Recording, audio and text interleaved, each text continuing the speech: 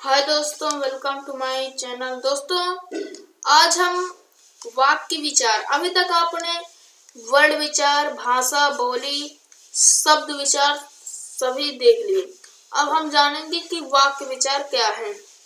तो वाक्य विचार में विचार एक लगा दिया गया है शब्द, तो इसमें हम वाक्य किसे कहते हैं उसको पहले जानेंगे। जैसे यहाँ पर दो परिभाषा दी गई है।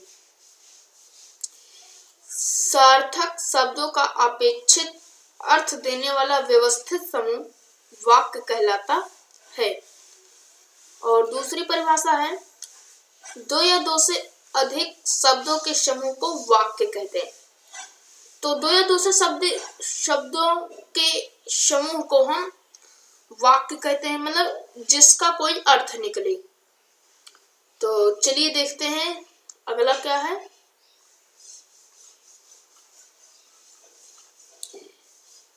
जैसे अगला है वाक्य के अंग।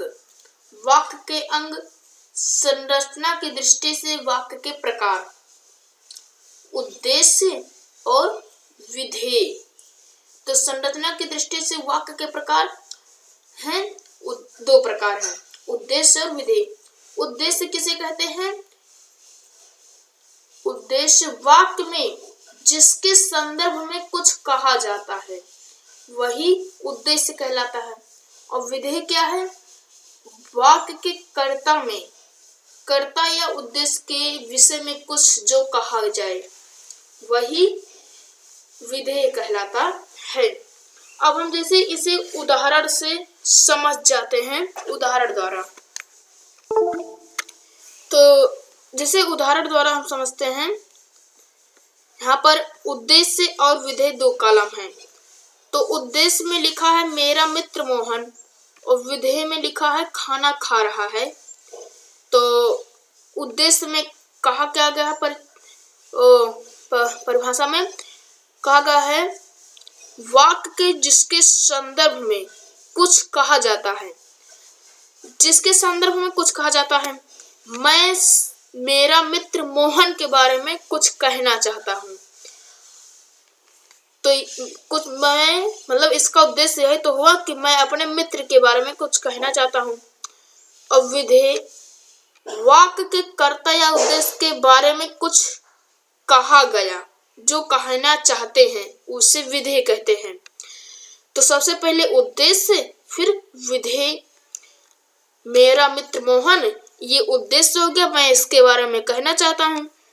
अब खाना खा रहा है, मैं क्या कहना चाहता हूँ वो मैं बता रहा हूँ। मतलब विधेय में जो जिसके बारे में आप कुछ कहना चाहते हैं वह रहेगा, और विधेय में जिसके बारे में आप कह रहे हैं वह रहेगा।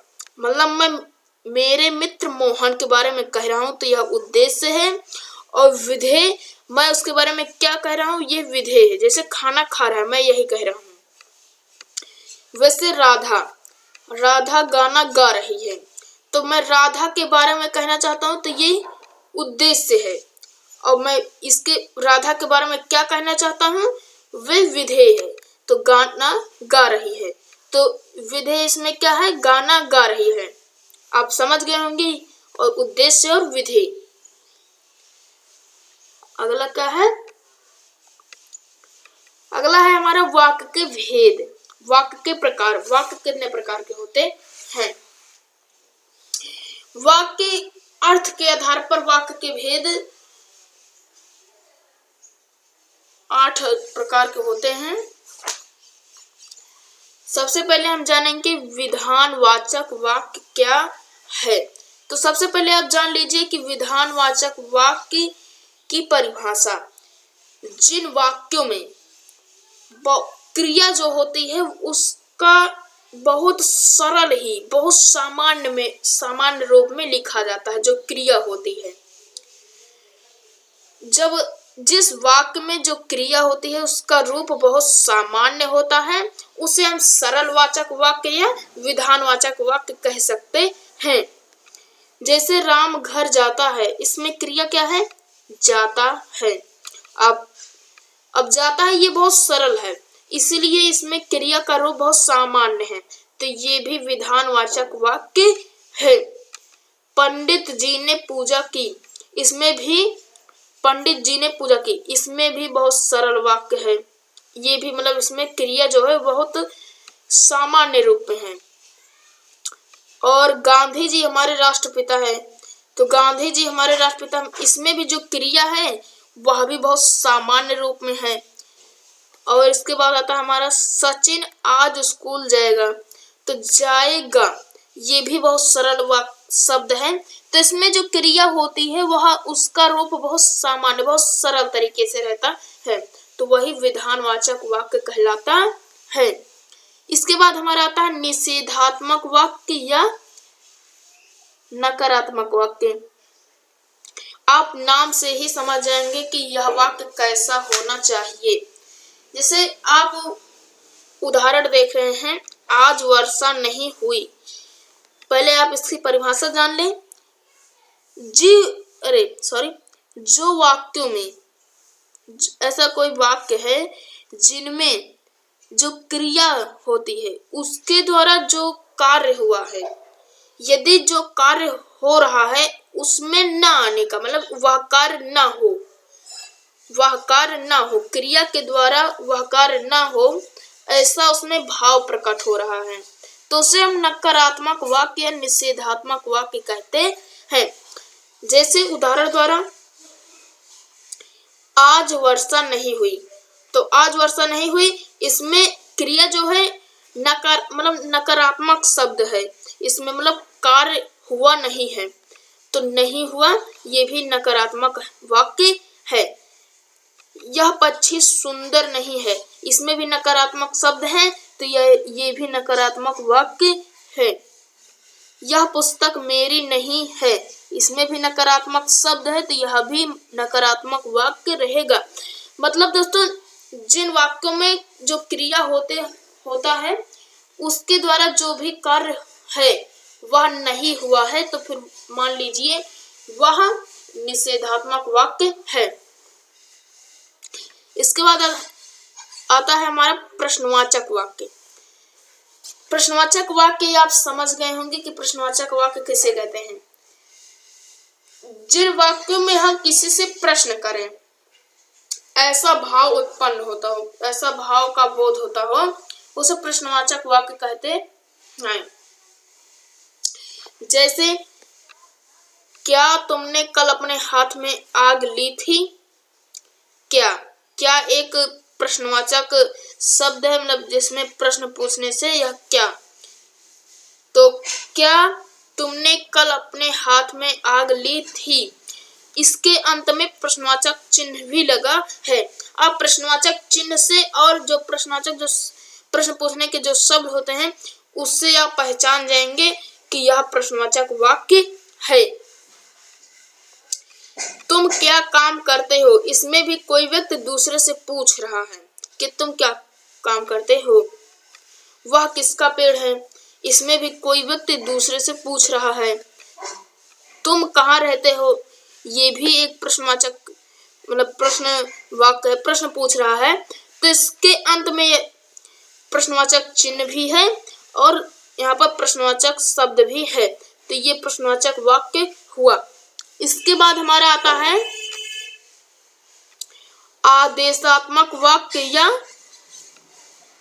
आज्ञार्थक वाक्य या आज्ञावाचक। तो आदेशात्मक वाक्य क्या है? वे वाक्य जिनमें आज्ञा, आदेश, निवेदन आदि का बोध होता हो, उसे हम आदेशात्मक या आज्ञावाचक वाक्य कहते हैं। सोहन रुको, इसमें सोहन रुको आदेश मिला। गरीबों की सहायता करो आज्ञा है। कक्षा में शोर नहीं करना चाहिए, ये निवेदन कर रहे हैं। नहीं, निवेदन नहीं दोस्तों, आज्ञा। तुम्हें कल रेलवे स्टेशन पे जल्द ही पहुंचना है, तो इसमें भी आदेश मतलब आज्ञा मिली है। जल्द ही पहुंचना है दोस्तों, निवेदन कर रहे हैं, जल्द ही पहुंचना निवेदन। तो जिसमें दोस्तों कोई व्यक्ति दूसरे से कुछ कह रहा है कि ऐसा मतलब करो या ना करो, ऐसे वाक्य में हम वाक्य को आदेशात्मक वाक्य या आज्ञावाचक वाक्य कहते हैं। अगला वाक्य क्या है?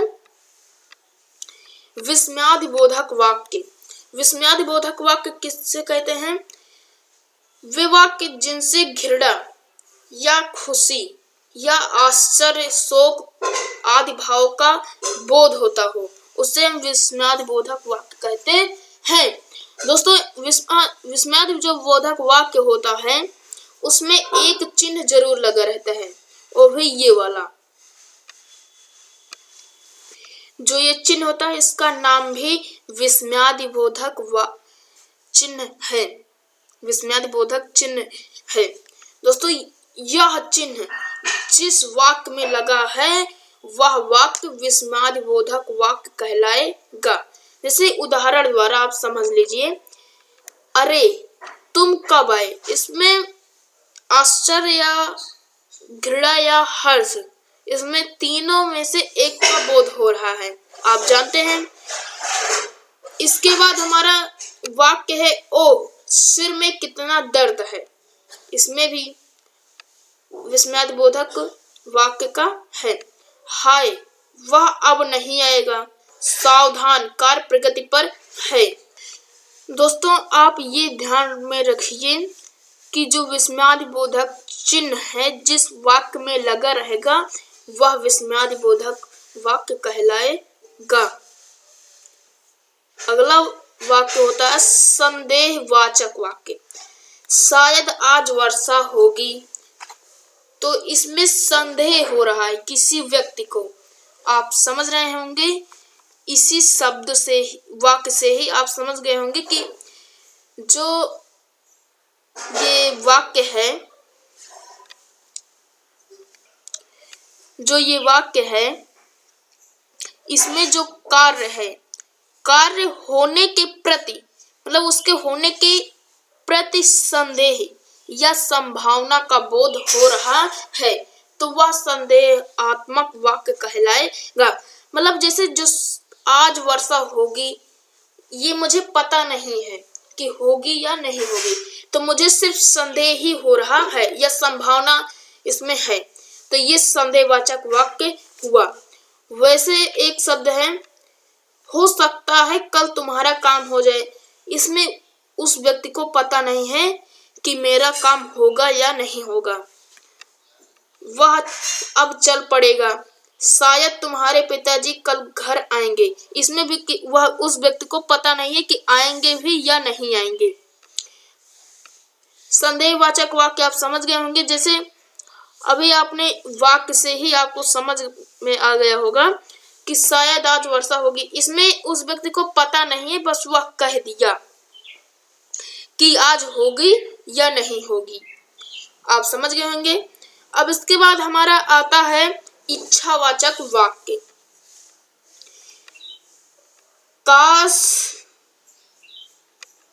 तुम मुझे पहले बता देते। दोस्तों, इसमें भी विस्मयादिबोधक चिन्ह है, पर इसमें थोड़ा अंतर होता है। पहले आप इसमें परिभाषा जान लें। जिस वाक्य में इच्छा, कामना, शुभकामना, आशीर्वाद का बोध होता है वह इच्छात्मक वाक्य कहलाता है। जैसे काश, इसमें भी विस्मयादिबोधक चिन्ह है। तुम मुझे पहले बता देते, इसमें वह इच्छा कर रहा है। भगवान तुम्हारा भला करेंगे, तो इसमें भगवान तुम्हारा भला करेंगे ये शुभ कामना मतलब कामना कर रहा है। और ऐसे दोस्तों एक वाक्य और होता है संकेतवाचक वाक्य। अर्थ के आधार पर संकेतवाचक वाक्य 8वां वाक्य है। ये 8वें वाक्य पर हम चल रहे हैं। संकेतवाचक वाक्य किसे कहते हैं? वे वाक्य जिनमें क्रिया के विषय में शर्त का बोध हो रहा हो। किसी मतलब कोई शर्त लगी है, उसमें उसका बोध हो रहा हो, तो वह संकेतवाचक या शर्तवाचक वाक्य कहते हैं। यदि तुम कहोगे तो मैं आगरा जाऊंगा, इसमें शर्त है। कि यदि आपने मुझे कह दिया तो मैं तुरंत चला जाऊंगा आगरा। ये भी इसमें शर्त का बोध हो रहा है। यदि वह पढ़ेगा तो पास होगा, इसमें भी शर्त, किसी विषय में शर्त का बोध हो रहा है। ऐसे वाक्य संकेत वाचक वाक्य कहलाते हैं। दोस्तों इसके बाद हमारा आता है रचना के आधार पर वाक्य के भेद। तो रचना के आधार पर वाक्य के भेद 3 प्रकार के होते हैं, साधारण वाक्य, सरल वाक्य, साधारण या सरल वाक्य और संयुक्त वाक्य, मिश्रित वाक्य। तो सबसे पहले हम जानेंगे साधारण वाक्य या सरल वाक्य। आज मेरे पिताजी कानपुर जाएंगे।